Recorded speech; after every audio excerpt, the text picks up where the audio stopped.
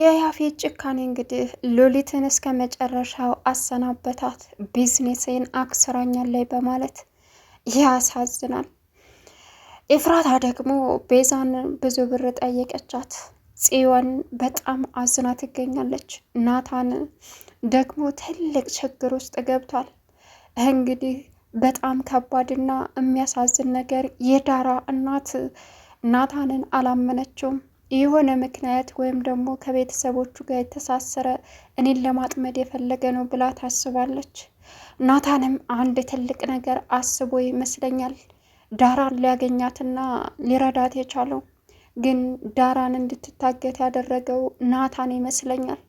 ናታን እንግዲህ ዳራን አግቶ በዛ ምክንያት ያዳነ መስሎ እቤት ወይም እሷ ጋር መታወቅ የፈለገ ይመስለኛል። አሁን ግን ሴትዮዋ ነቅታበታለች። እንደነቃችበትም ለሌላ ሰው ደውሎ እየተናገረ ነበረ። ኤፍራታ ያፌት የያዘውን የናታን የሰው ግድያ አድርጓል የሚለውን ለማጥፋት ላፕቶፑን ስትፈልገው ያፌት ወዬ ወደ ሌላ አስተላልፎ አጥፍቶታል። አገኛለሁ እያለች መናደድም ጀመረች። ሰላም ውድና የተከበራችሁ የቻናል ቤተሰቦች እንዴት ናችሁ? ልይ ሰላማችሁ ይብዛልኝ። ለዚህ ቻናል አዲስ የሆናችሁ ሰብስክራይብ እያደረጋችሁ ቪዲዮውን እስከ መጨረሻው ተከታተሉ። ዛሬ እንግዲህ ሐረግ ድራማ ቀጣይ ፓርት ይዘን መጥተናል ማለት ነው። እንግዲህ ቤዛ ጓደኛዋን እያወራች ነበር፣ የዳራን ወንድም ማለት ነው። እናም እሱንም እያወራች እያለ ኤፍራታ ደወለችላት። ኤፍራታ መጀመሪያ የደወለችበት ምክንያት ምንድን ነው? ገኒን ዲኤንኤ ምርመራ ለመመርመር እናቷ እንደሆነች ለማወቅ ብላ ነበረ። እናም ግማሽ ብር ጠየቀቻት። የዲኤንኤ ምርመራው ገቢ በጣም ብዙ ስለሆነ እናም ብዙ ብር ያስፈልጋታል። ያንን ከከፈልሽ ምርመራውን እናካሄድልሻለን ብለዋታል። ኤፍራታ ደግሞ ምንም ችግር የለውም አለች። በጣም በሚከብድ ነገር እንግዲህ ያፌት ሉሊትን ከዚህ ቀደም ዝቶባል ነበር። እንደሚከታተላትም ስለምታውቅ ለሱ ሞት ቀላል ነው እያለች ለቤዛ ተናግራ ነበር። ቤዛም አሁን እሷን ጓደኛ ልታደርግ ፈልጋለች። ለምን? ለኤፍራታ ስትል። ጓደኛዋምና ይቅርታም እንደተጠያየቁ ቀጥለዋል ማለት ነው። እናም ሉሊት አሁን እየፈራች ትገኛለች። ቤዛ በተኛችበት ሄዳ ቤዛ ላይ አፍጥጣ ቤዛ ስትገላበጥ ደንግጣ ተነሳች። አንቺ ምን ልታረጊ ነው? ምን ፈልገሽ ነው እኔ ጋ የምታፈጨው? ስትላትም ቤዝዬ ጓደኛ ሆን አይደል እንዴ? እባክሽን ተረጅኝ። ይሄውልሽ በቃ እኔ በጣም ጨንቆኝ ነው፣ ላማክርሽ ነው ወይስ ጓደኝነትን ተውሸው አለቻት። ምን ሆነሽ ነው? እሺ ምንድን ነው ስትላትም ይኸውልሽ ቤዝ አንድ ከአለቃዬ ጋር ትልቅ ድርጅት ነበረ። እሱን እያመጣን ቢዝነስ እንሰራ ነበር። ያ ቢዝነስ በሆነ አጋጣሚ ተበላሸ። ማለቴ ኪሳራ መጣ። እሱ ደግሞ አውቄ ሆን ብዬ ያከሰርኩት ነው የመሰለው። ሊያምነኝ አልቻለም። እሺ ምን ማድረግ አለብኝ አለቻት። አይዞሽ አትጨናነቂ፣ በቃ ከሰረ፣ አንቺ ለሌላ ነገር አስበሽው አይደለም አለቻት።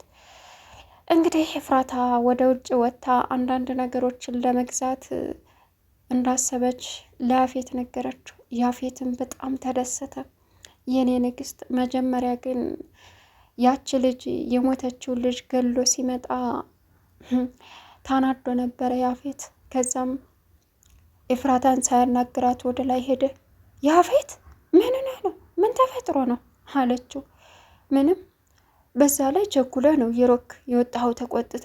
በዛ ላይ ደግሞ እኔ ዝህ እያየኸኝ ሰላም ሳትለኝ አለፍክ አለችው። የኔ ንግስት ይቅርታ፣ ጥሩ ሙድ ላይ ስላልሆንኩ ነው አላት። ደግሞ ምን ተፈጥሮ ይሆን በማለት ዘም አለች። ወዲያው እንግዲህ ቤዛና ሉሊት ከተነጋገሩ በኋላ ሉሊት በጣም ያስፈራኛል ኡፍ አለች። ተረጋጊ ብላ ቤዛ አረጋጋቻት።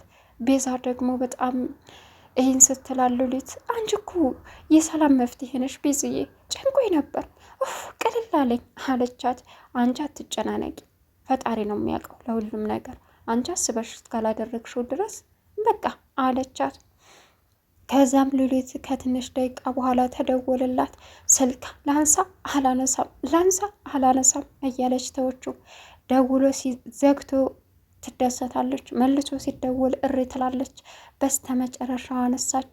የያፌት አለቃ የያፌት ጋርዲ ታሪኩ ነበር።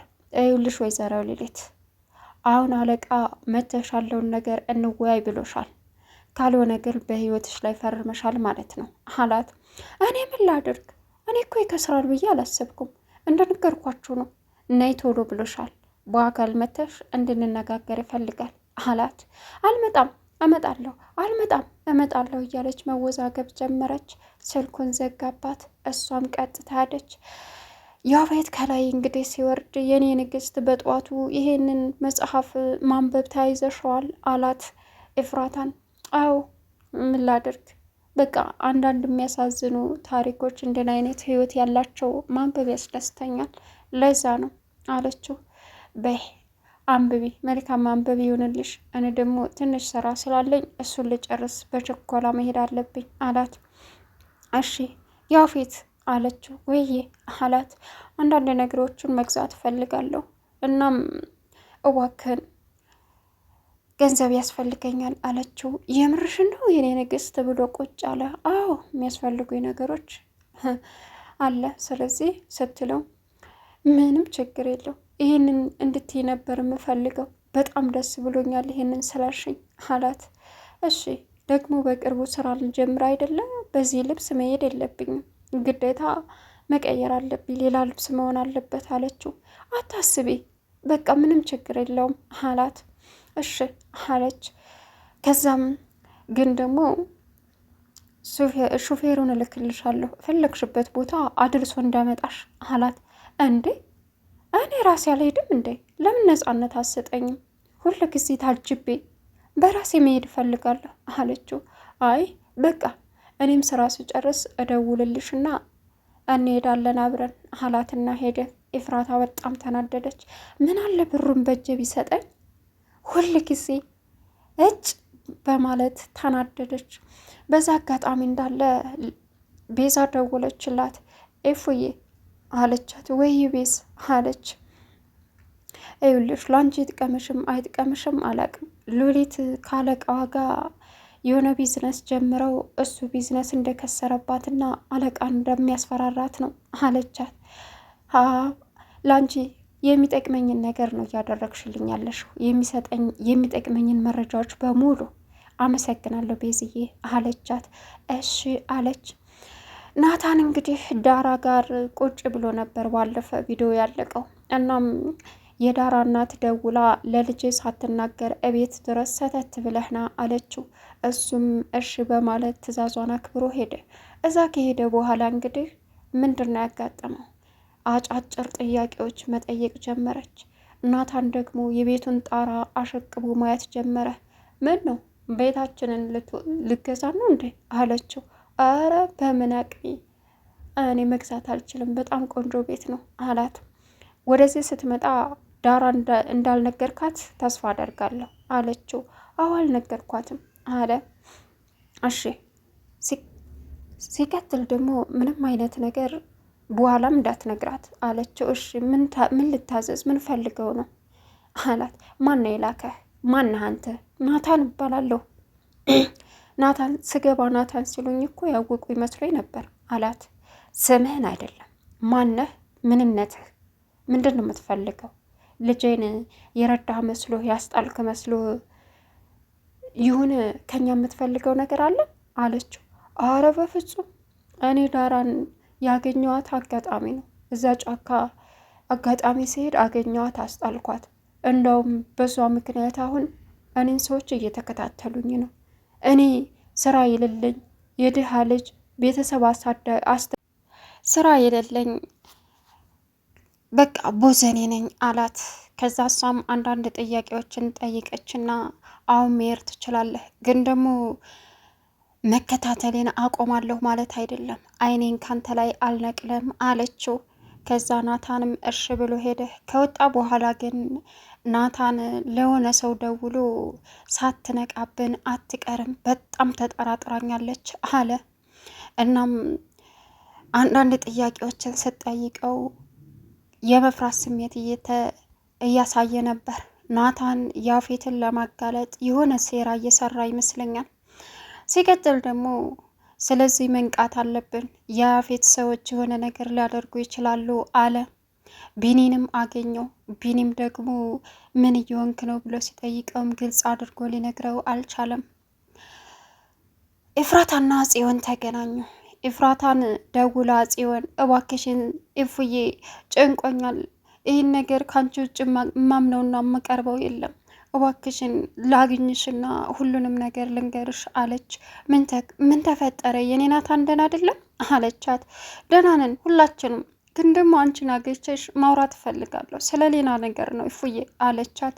በቃ እመጣለሁ ብላ ተገናኙ። ጽዮን እፉዬ እውነት እንዳንቺ አይነት ጠንካራ ሴት በዚህ ምድር የለም፣ ጥንካሬሽን አሳይተሽኛል፣ ግን ደግሞ እኔ እንዳንቺ ጠንካራ ሆኜ ላልፍ አልቻልኩም፣ እኔ ፍቅር ይዞኛል አለቻት።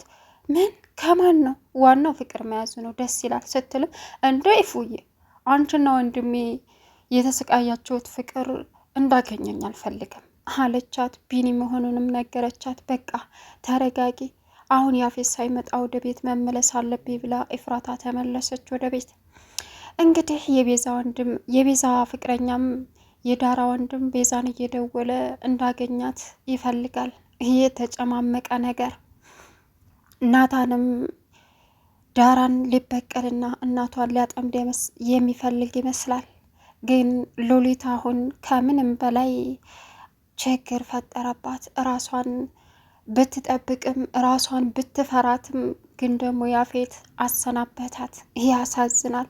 ርህራህ የሚባል ነገር ሳያስቀር ያችንም ልጅ አፍኖ ገደለ። ሉሊትን ደግሞ ገድሏት እነ ቤዛ በር አምጥቶ ሲዝል ጽዮንና ቤዛ ደነገጡ። ቻናሉን ሰብስክራይብ ያደረጋችሁ